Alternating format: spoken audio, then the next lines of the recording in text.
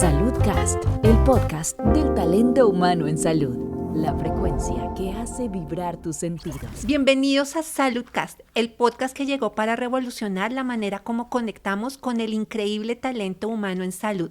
En cada capítulo destacamos historias inspiradoras de aquellos que en el día a día se dedican a trabajar de manera incansable por el bienestar de los demás. En el capítulo de hoy nos acompaña el doctor Juan Manuel Orjuela. El doctor Orjuela es médico, neuropsiquiatra, experto en la prescripción de cannabis medicinal, máster y docente de neuromúsica en la Universidad Católica de Murcia, lo cual lo convierte en experto en la interfaz música-cerebro y en neuromúsica. Adicionalmente, el doctor Orjuela es baterista. Doctor Juan Manuel, muchas gracias por aceptar la invitación y bienvenido a esta su casa. Hola Cecilia y a todos los oyentes. Doctor Juan Manuel, para empezar y para tener contexto con nuestra conversación, cuéntenos por favor cuál es el panorama actual de salud mental en nuestro país. Bueno, definitivamente la pandemia afectó las cifras y las estadísticas y básicamente el incremento en la ansiedad, síntomas depresivos, irritabilidad e insomnio fueron los detonadores de la pandemia. Esto generó en muchas personas, incluso jóvenes, mayor riesgo de suicidio, mayor intento de suicidio y en muchas parejas disfunción, porque la pandemia nos llevó efectivamente a convivir más con las parejas y esto en algunos momentos generó mayor caos. Entonces hubo un pico también de divorcios a nivel mundial, en la China, en Reino Unido, etcétera. Esto ha ido bajando un poco, pero también han aparecido otros síntomas como el long COVID o el COVID prolongado, en los que las personas ya que nos dio hace 2, 3 años una hospitalización de pronto, una infección muy potente, dejó síntomas cognitivos. Y hoy en día esa queja es muy importante y es la nubosidad mental, la incapacidad para concentrarse, la dificultad para focalizar la atención y hay alguna serie de síntomas que han venido tomando aumento a partir de esta pandemia que no se esperaban. Otro elemento que también surgió fue el estrés postraumático, las personas que sobrevivieron a unidades de cuidados intensivos, el trauma por la supervivencia, por la intubación, la familia, los duelos. Entonces sí hubo un vuelco y un incremento en los síntomas de psiquiatría o afectivos principalmente a nivel mundial y en Colombia también. A propósito de ese panorama que nos plantea de salud mental en nuestro país, doctor, ¿cuáles son a hoy como los principales desafíos que tiene el médico psiquiatra para un abordaje integral de una persona que tenga algún trastorno mental? Fíjate que es una muy buena pregunta porque la salud mental, y yo lo hablo mucho con los pacientes, está multideterminada. Siempre digo que es diferente de que a ti te den una patada y te rompan un hueso y la causa de la ruptura pues fue la patada, es unicausal.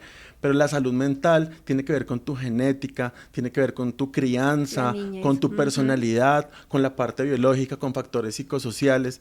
Entonces definitivamente el abordaje tiene que ser integral y en ese sentido los retos es que debemos trabajar en equipo, debemos trabajar no solamente el psiquiatra, sino tiene que haber un psicólogo, psicoterapeuta, tiene que haber de pronto un neuropsicólogo o un neurólogo, tiene que haber a veces terapeutas físicos, ocupacionales, fonoaudiológicos. Entonces lograr una integración del sistema a favor de un paciente es muy difícil porque casi siempre estamos desarticulados. Totalmente, doctor. Y a propósito como de esos desafíos que se van presentando en el día a día en el abordaje de los pacientes psiquiátricos, en los últimos años la psiquiatría viene incorporando un nuevo arsenal terapéutico diferente de los psicofármacos tradicionales. Hablamos entonces del uso del cannabis, los psicodélicos, la ketamina.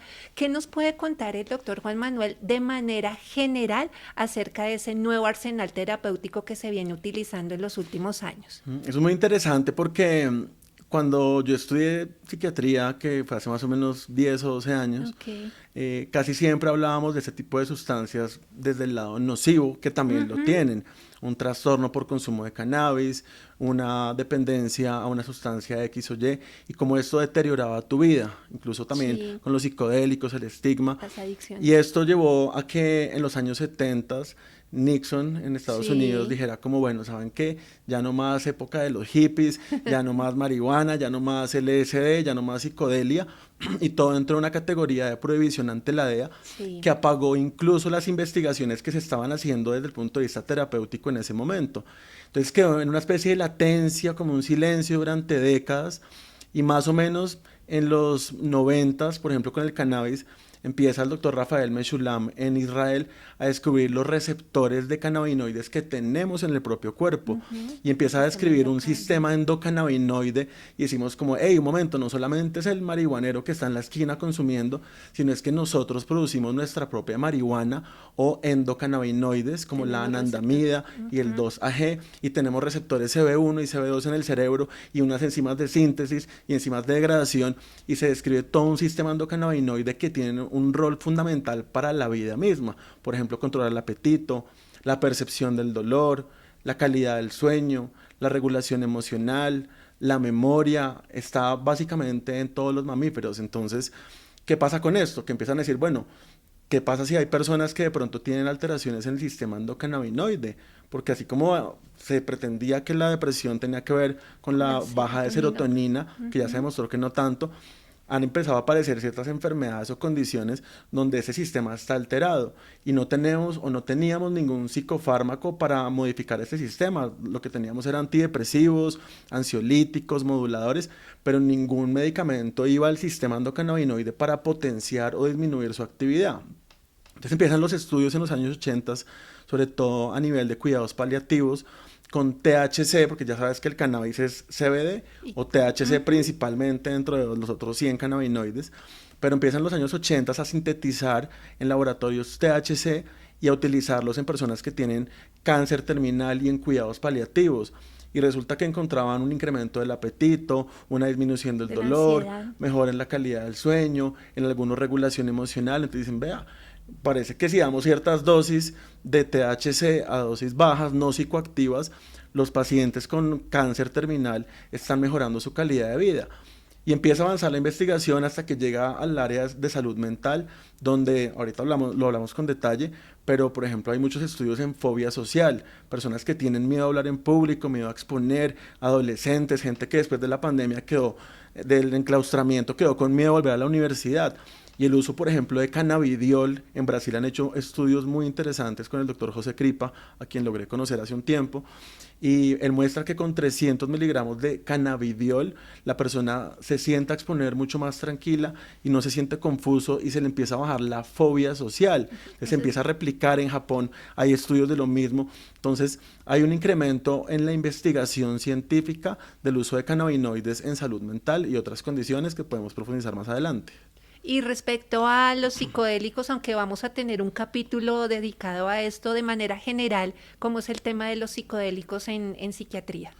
Entonces, bueno, primero, la primera etapa, que es, digamos, hace más o menos unos 10 años, o como digo, desde los 80, se empieza con todo lo del cannabis, y el efecto psicoactivo siempre se tenía como un cuidado, como un efecto adverso, y de hecho cuando yo prescribo cannabis, porque aquí en Colombia también es legal prescribir CBD o THC, siempre es un efecto adverso que el paciente se sienta trabado o que se sienta drogado, y tiene que ser así porque no es recreativo, es para tratar síntomas. Entonces aparecen los psicodélicos como un poco la antítesis que estoy diciendo, que es como cuidado con el efecto psicoactivo.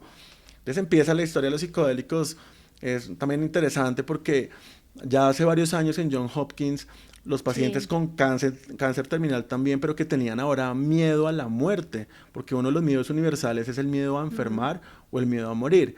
Entonces dicen, bueno, pero ¿qué hacemos con estas personas? Un antidepresivo no te quita el miedo a morirte en 3 meses por un tumor o un cáncer renal o de páncreas. Y empieza esta gente a investigar desde, claro, la medicina ancestral, y aquí hay muchas ramas, pero este grupo es el que empieza con Ronald Griffiths, como mucho más serio, y le da a estos pacientes macrodosis. Una macrodosis es una dosis que está cuantificada más o menos en 20 a 25 miligramos de psilocibina, no de hongo seco, sino de psilocibina. Y estas personas en este contexto los llevaban a un consultorio, ¿no? Guiado por un psicoterapeuta, por un integrador también de la experiencia, con un producto controlado, porque ellos utilizan además psilocibina sintética. Y administraban esto en un espacio de 6 a 8 horas, que es la vida media, y las experiencias místicas, que podemos hablar ahorita con más detalle, casi siempre incorporan este elemento de desintegración del self.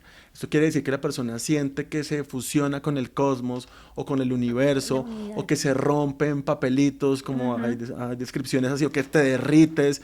O sea, hay una cantidad de cosas que son muy psicodélicas. Y en este contexto, el enfrentamiento con la muerte o la misma muerte durante la experiencia mística hacía que las personas dijeran, bueno, pues no es como tan grave morirse. Es decir, como que me morí en la experiencia, pero me gustó, o me encontré con un ser querido, o pasé el umbral. Y obviamente en un trabajo psicoterapéutico se elaboraban todos estos miedos, y empieza ahí la investigación en psicodélicos. Ya después el grupo, sobre todo del Imperial College en Reino Unido, con David Nutt y Carhart Harris, que son como los que más han investigado, empiezan a mirar que los pacientes con depresión y depresión refractaria, que para los que no recuerdan, depresión refractaria es que te han dado 2 o 3 antidepresivos a dosis y tiempos correctos, que además hiciste psicoterapia, haces meditación, ejercicio y sigues con depresión. Tú has hecho todo y sigues deprimida. Eso le pasa al 30% de los pacientes, que es un montón. De 10 pacientes, 3 están ahí refractarios. Entonces, en esos estaban la terapia electroconvulsiva, otro tipo de cosas. Y este grupo empieza a administrar macrodosis de psilocibina, y encuentran que la mejoría era brutal. ¿Por qué? Porque en 2 o 3 días las personas bajaban en la escala de Beck o en la escala de Montgomery, que son escalas de depresión, muchísimo, bajaban 70-80% cuando llevaban años deprimidos. Sí. Decían como, esto está bueno porque, primero, pues es algo natural, que a la gente hoy en día le gusta también eso. Segundo, no tienes que esperar casi un mes para que el efecto del antidepresivo empiece. Uno, bueno, ¿y qué hacemos en este mes? No, pues actívese un poquito, pero pues es difícil en ese mes que hace el paciente deprimido. Y se mantienen los resultados. Claro, entonces, a esa es la discusión, ¿cuánto tiempo se mantiene esto?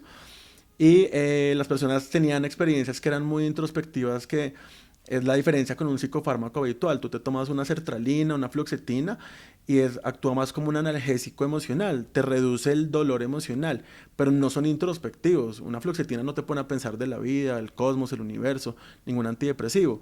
Entonces, este tipo de abordajes, bien llevados en una buena psicoterapia, y lo digo porque esto está desbordado y está en manos de nadie, y hay pseudochamanes por todas partes ofreciendo esto, pero esto, en este marco que estamos hablando, Johns Hopkins, Imperial College. Claro, es un ambiente controlado. Claro, y con gente preparada, además, que sabe de salud mental. Es un abordaje científico. Con comités de ética aprobando también, ¿no? Ahí en la casa.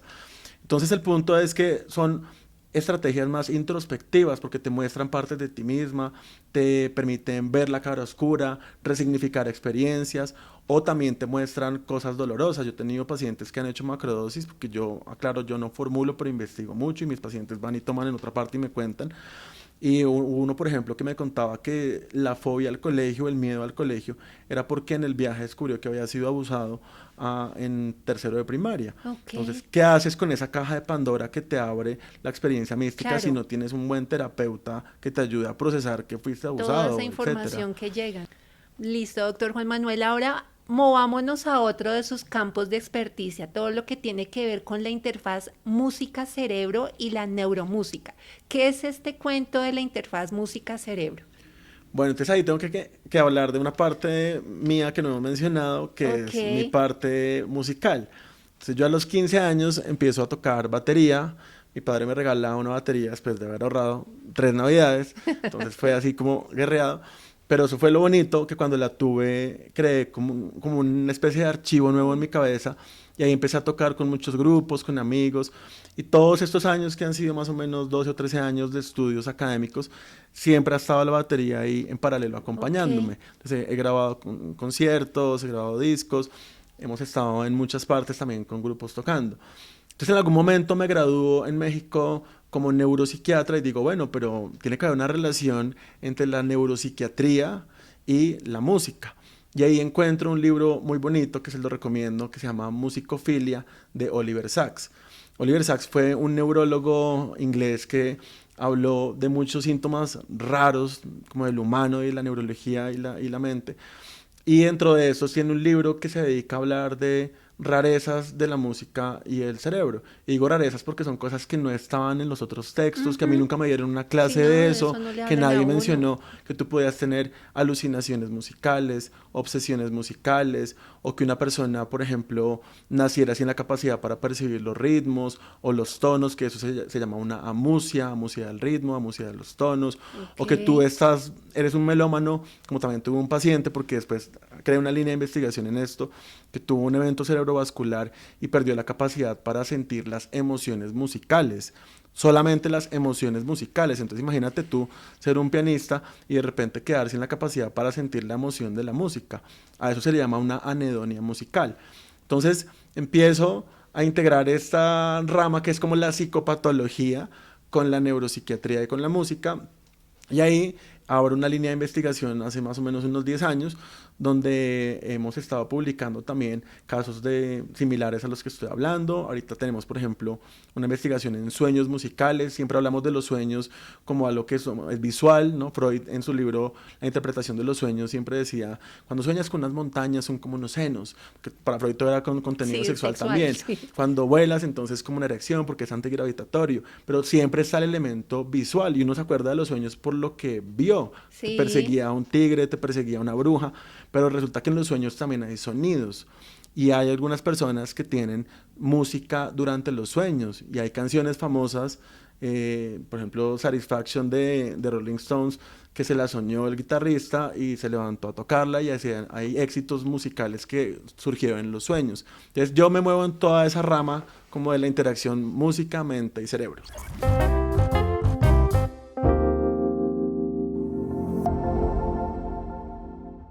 Ok, doctor. Sé que no es su campo de experticia, pero digamos que hablando un poco de esa interacción entre música y cerebro y toda la patología relacionada, ¿por qué funciona la musicoterapia? Es una excelente pregunta porque, mira, para responderte eso, debo irme un poco al viaje del pasado. Ok. Una de las primeras preguntas que me hice cuando empecé a investigar esto es, bueno, ¿hace cuánto existe la música en el ser humano? Porque me encanta la evolución, me encanta Darwin, y encontré que el instrumento fósil más antiguo tiene más o menos 60.000 años, y es una flauta que encontraron en Eslovenia de un fémur del oso de las cavernas, y pues parece que sea una flauta porque la distancia interdigital cuadra, etcétera. Parece que puede producir escalas pentatónicas. Entonces uno dice, bueno, hace 60.000 años ya teníamos flautas, que es un instrumento elaborado. Imagínate hace cuánto tiempo teníamos la percusión, que la percusión es coger un tronco, ponerle la piel y empezar a percutir, o la danza, hace cuánto surgió. Entonces empecé a irme para atrás y encontré un libro muy interesante que se llama Los neandertales cantaban rap, de Steven Mithen, quien es un arqueólogo cognitivo. Eso existe, arqueología cognitiva, ¿no? Como, uy, ¿esto de dónde salió en la evolución? Okay. Y él dice que más o menos hace unos 200.000 años surge la música en el humano, en el Homo sapiens, a partir de un protolenguaje. Entonces eso te lo digo porque si llevamos 200.000 años aparentemente expuestos a la música, quiere decir que nosotros tenemos un cerebro musical. Y por eso los niños cuando nacen son muy musicales. Tú a un niño, ¿cómo le hablas a un niño cuando está chiquito? Sí, tarareando, cantando. O sea... Cantando, tarareando. Tú cambias el tono de voz y lo haces más hiperprosódico, más musical, aumentas el tono agudo. Uno no le habla a un niño así, hola niño, sino tú le dices, hola bebé, ¿cómo estás? Entonces tú cambias la tonalidad y utilizas la música que está en tus cuerdas vocales para comunicarte con un recién nacido, y él te entiende eso. Él no te entiende, no te coma la plastilina, no te coma la moneda. Él te entiende el tono. Entonces, eso lo estudió Sandra Treehop en Montreal, en Canadá, y ella se dio cuenta que los niños, cuando nacen, detectan contornos melódicos, que es como la forma como tú le hables. Y lo bonito es que cada mamá, inconscientemente, crea un patrón o un código de comunicación melódico con su hijo. Entonces, por eso el niño, además de saber que es su mamá por el timbre, por cómo suena, el patrón melódico lo reconoce y dice, mi mamá es así porque ella utiliza esa forma de comunicarse. Pero todo esto es inconsciente, por eso te digo que esto es heredado de generaciones en generaciones. Entonces ya con esa premisa de que tenemos un cerebro musical, que también tengo un programa que se llama así, Cerebro Musical, lo pueden buscar también en Spotify o en YouTube, ahí digamos, nos cuestionamos esto y sabemos que la música en ciertos contextos nos ayuda, por ejemplo, a manipular las emociones. Sabemos que la música es el lenguaje de las emociones. Entonces se utiliza, por ejemplo, en personas que tienen trastornos con ansiedad. Ciertos elementos de la música, por ejemplo, las frecuencias bajas, que están entre 40 y 80 Hz, pueden tener un efecto ansiolítico. De ahí surge porque hice la maestría en neuromúsica y ahorita estoy haciendo un curso en cuencos tibetanos y en musicoterapia receptiva, que es chévere. Pero hay una rama que es las terapias vibroacústicas. Cuando tú pones un objeto a vibrar, por ejemplo, un cuenco, o hay chalecos de vibroacústica, esas frecuencias bajas generan una relajación porque modifican la actividad de la amígdala, reducen la actividad del sistema. Entonces, eso te permite utilizar la musicoterapia en gente con trastornos de ansiedad. Por ejemplo, en gente que está con depresión, se utiliza más música que es más activadora. Tú sabes que la música te puede apagar o te puede activar, como cuando haces ejercicio. Tú vas a una clase de spinning y no te van a poner ahí un pianito suave porque nadie vuelve. Te ponen es una música ahí, turbo, trance ahí con toda, pero porque te activa. Entonces, eso también tiene un correlato biológico, libera noradrenalina, activa el núcleo accumbens, recluta circuitos atencionales. Entonces la música de gente con depresión puede a veces ser también un activador musical. A ese punto iba, si había algunas frecuencias que están plenamente identificadas que tienen como un poder terapéutico. Mucho se habla, por ejemplo, de la frecuencia 432. Entonces, ¿por qué funcionan ciertas frecuencias en algunas patologías y por qué algunas no? Sí, pues en general digamos que las frecuencias que más efecto relajante generan son las frecuencias bajas, como frecuencias de 40 o 80 Hz, que incluso las frecuencias bajas te ayudan también por ejemplo, a depositar más calcio en los huesos. Los astronautas cuando están por allá en la Estación Espacial Internacional o en la Luna, cuando fue en su momento, utilizaban como objetos, como plataformas en los que se paraban para que vibraran, y eso se sabe que disminuye la osteoporosis estando allá porque allá no hay gravedad. Entonces, te lo digo porque el uso no solamente es desde la parte mental, sino también las frecuencias pueden ayudar a que el cuerpo funcione mejor. Los 432 son las frecuencias que se han llamado solfegio y que se utilizan mucho, por ejemplo, en ese entorno de los psicodélicos, que de las microdosis, la macrodosis, pero cuando uno revisa la evidencia no es que sea como muy contundente. Otros dicen que es más la afinación. Yo soy baterista, entonces yo no afino por frecuencia, sino por oído. Pero si tú le preguntas a un pianista, por ejemplo, Jordi Jauzet, yo le hice la misma pregunta en España, y él me dijo que es la afinación 432 comparada con la 440. Entonces, según como tú afines el instrumento, el efecto ansiolítico es diferente. Pero al final lo que yo he entendido con todo esto es que la percepción de la música es muy idiosincrática, y a ti el sonido de una ballena te puede relajar, pero a mí me estresa un montón. Y a ti el agua te puede relajar, pero a otro le puede parecer aburrida. Entonces, lo que yo trabajo con los pacientes es: tráigame 1 o 2 canciones que a usted le gusten, que a usted lo relajen, y trabajamos con eso. O con frecuencias, ¿te gusta esa frecuencia? ¿Te sirve o no? Y la persona va decidiendo si es terapéutica también o no. ¿Qué nos puede contar un poquito más el doctor Juan Manuel de todo ese trabajo investigativo y todas esas conferencias y artículos que ha escrito en temas de neuromúsica, de síntomas musicales? Hablemos un poquito más de eso. Bueno, yo me he interesado sobre todo en un tema que son las obsesiones musicales, que las obsesiones musicales, para definirlo en términos grandes, una obsesión es habitualmente una idea que es intrusiva, que es recurrente, que es absurda. Por ejemplo, la idea de que todo tiene que ser simétrico. Entonces, yo no salgo de mi casa, diría un obsesivo, hasta que tenga todo organizado por tal color, por tal tamaño, y se quedan organizando todo, llegan tarde al trabajo, pierden la cita médica, porque es la idea y la compulsión de organizar. Entonces, digamos que siempre se habla, es como de unas ideas que son clásicas: agresión, sexo. Pero han aparecido recientemente investigaciones de gente que tiene obsesiones musicales. Entonces, el artículo que yo publiqué en una de estas revistas de casos clínicos en Estados Unidos, en la Journal of Case Reports, fue una paciente que de repente empezó como si tú tuvieras la sensación de una canción pegada, que todos la hemos tenido, todos se nos pegó es horrible, además. Al momento una canción, claro. Si la canción está chévere, pues uno dice, voy cantando, voy tarareando, pero lo feo es lo que acabas de decir, que haya una canción egodistónica. Egodistónica es que no cuadra, no me gusta. Por ejemplo, si a mí se me pega Despacito, no me gusta Despacito, pero es súper pegajosa. Entonces uno va con Despacito y cantando y uno dice, pero me la tengo que quitar. Entonces eso es un gusano musical o un earworm, así lo describe Oliver Sacks, que es que se te pega una canción, pero no te perturba, tú puedes seguir. Ok. Una obsesión musical es que ese fenómeno que estoy describiendo se amplifica y ahora coloniza tu vida y tu vigilia. Entonces no me puedes poner atención porque está la cabeza con la canción y la música Ok. dentro de ti. Te vas a dormir y la No música te no te desesperas. deja, entonces tienes insomnio, vas a leer y estás con la canción todo el tiempo pegada, pero más amplificada. Y estas personas empiezan a consultar, ya es por un trastorno de ansiedad, Claro. no puedo parar esta canción, ya he tenido varios pacientes. ¿Qué hago? Porque esta música no me gusta, no la disfruto y es tan interferente que afecta mi calidad de vida. Entonces, esto se le llaman obsesiones musicales y se tratan también con antidepresivos, terapia cognitivo-conductual. De ahí salté también a otros casos que me gustan mucho, todo tiene que ver con imaginería musical, que son las alucinaciones Ujú. musicales, que es diferente. Una obsesión es una canción como dentro de la cabeza, como pegada Intrusivo. ahí, como un recuerdo sonoro, pero una alucinación tú te imaginas o tú percibes como si fuera un radio externo. Por ejemplo, si en este momento suena música en el otro cuarto, sabemos que viene de afuera, no decimos muy bien desde adentro. Sabemos que el estímulo es externo, entonces una alucinación musical es eso. Esta paciente, que era una mujer de unos 72 años, consulta muy angustiada pensando que se va a enloquecer y me dice, doctor, es que tengo un problema y es que llevo un mes escuchando esta canción mexicana, Cielito Lindo, Ok. y yo pensé que era como un radio que el vecino lo tenía, pero al centro comercial y está Cielito Lindo, voy al restaurante y está No. Cielito Lindo, voy a visitar a mi hijo y está Cielito Lindo, entonces me estoy chiflando.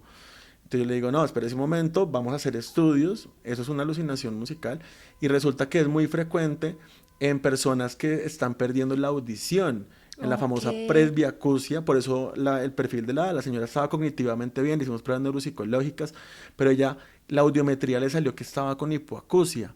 Entonces, toda esta población de adultos mayores que se empieza a quedar sorda de a poquitos o que les baja, digamos que la capacidad Sordo. auditiva, algunos de ellos empiezan a tener alucinaciones musicales por un fenómeno de aferentación. De aferentación es que tú más o menos le quitas el input al cerebro y lo que hace el cerebro es que libera recuerdos. Y típicamente las alucinaciones musicales son canciones antiguas, por Ok. eso era Cielito Lindo. Cuando tú miras los estudios, la gente no alucina ahí sí con Con Despacito. De Despacito. pronto nosotros cuando estamos viejos alucinamos con Despacito, pero la gente alucina es con lo que escuchó en su momento. Entonces son canciones de antaño, folk, country o la música que escuchaban en el colegio. Y ese es el fenómeno y lo interesante es que esta paciente ya le han dado antipsicóticos, ansiolíticos, ya venía medicada, pero aquí el arreglo o el tratamiento es poner Primero, audífonos y cuando claro. tú corriges la hipoacusia se va a las alucinaciones. Entonces por eso la importancia de conocer síntomas como esos de trastornos musicales.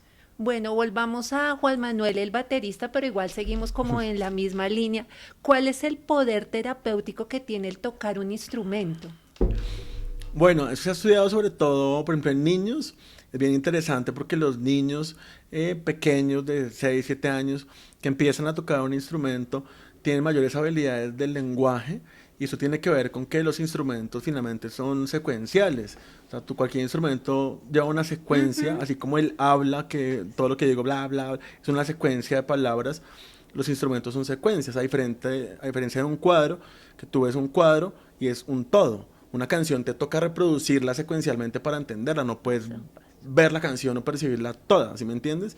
Entonces, los niños que empiezan a estudiar un instrumento, a tocar, desarrollan mejores habilidades lingüísticas, aparentemente mayor capacidad para aprender un segundo idioma. Algunos hablan de mayores habilidades visoespaciales porque al final un instrumento, por ejemplo la batería que yo toco, entonces la batería, pues tú tienes aquí un platillo, aquí el otro, el tom de piso, el tom de aire, el bombo, no sé qué, entonces desarrollas una espacialidad. Por eso es que a veces en los conciertos les apagan las luces y ellos pueden seguir tocando. Hay bateristas que tocan incluso vendados. Vendados. Entonces los niños también, igual en un piano, igual en una guitarra, entonces desarrollan habilidades que son espaciales también, habilidades de imaginación musical, que es muy interesante ese tema también, ¿no? Cómo imaginar la música de un compositor. Beethoven se quedó sordo a los 30 años y compuso la novena sinfonía estando sordo, entonces hay todo un tema de imaginación musical. Entendiendo como esa utilidad de el tocar un instrumento y desde la experiencia suya, doctor, que usted lo toca, ¿cómo eso lo integra en su práctica profesional con los pacientes? Bueno, digamos que sí, con algunos pacientes utilizamos algunas técnicas de relajación progresiva que se llama de Jacobson, que es una relajación que va por diferentes músculos y se tiene un tema de imaginería también, llevas a la persona o a una playa o a un bosque y ahí siempre ponemos estímulos musicales donde la persona habitualmente los lleva. Yo le digo traiga una o dos canciones que a usted le gusten, que a usted lo relajen, porque a veces pasa que la gente va y le ponen, me pasó con un paciente que me contó, fui a donde un psicólogo y puso música de la India y se sentía era irritado porque al psicólogo le gustaba la de la India y a él no. Okay. Entonces aquí es muy importante individualizar. Y ahorita, como te contaba, he estado en una formación, ya tengo el conocimiento teórico y por la batería, pero lo estoy llevando más hacia lo que se llama hoy en día baños sonoros o incluso el sound healing, que son términos como más del mercadeo, pero suena bonitos, el sound healing, Sí, que es hacer intervenciones con diferentes instrumentos de musicoterapia para buscar estados de meditación, de relajación, de procesamiento de traumas, y eso se logra con diferentes tipos de instrumentos de percusión. Entonces ahí estoy haciendo la conexión también. Ok, perfecto. Ahorita lo volvió a mencionar, yo lo había citado cuando habló de las ballenas y el agua. ¿Por qué existen diferentes gustos musicales? ¿Cuál es la explicación como desde la neurociencia de por qué existen diferentes gustos musicales? Sí, pues es una gran pregunta, pero digamos que hay algunos estudios que muestran que podría tener que ver con los rasgos de personalidad.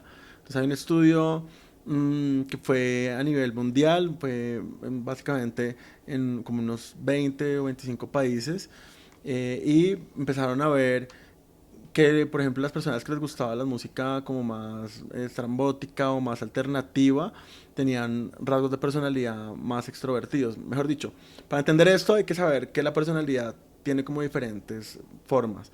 Y el modelo más utilizado se llaman las 5 grandes o las Big Five, que es que tú eres extrovertido o introvertido o tienes más apertura a la novedad y son como ciertos ítems. Entonces tomaron estos rasgos de personalidad y miraron según tu personalidad qué música escoges.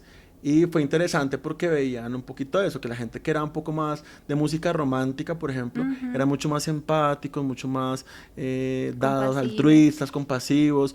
Las personas que eran, como te digo, más como límite, inestables, eran de música de repente un poco más alternativa o indie, podría ser, pero habían otros que eran un poco más introvertidos, que era música más experimental. Y obviamente aquí eso es como un rasgo, pero no define, porque hay gente que le gusta de todo.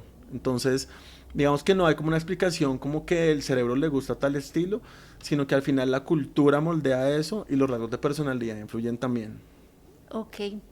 Bueno, doctor, aquí nos podríamos quedar hablando horas y horas acerca de cada una de sus experticias, por eso vamos a tener un segundo capítulo en donde vamos a profundizar en el tema de cannabis y los psicodélicos. Ya para cerrar este episodio, doctor, ¿qué consejo práctico le puede dar a nuestra audiencia a aquellas personas que quieran incorporar la música como parte de su bienestar y parte de su salud mental?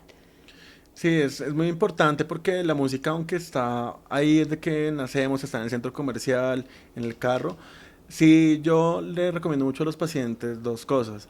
La primera es que tengan una playlist de canciones que para ti sean relajantes o generen bienestar.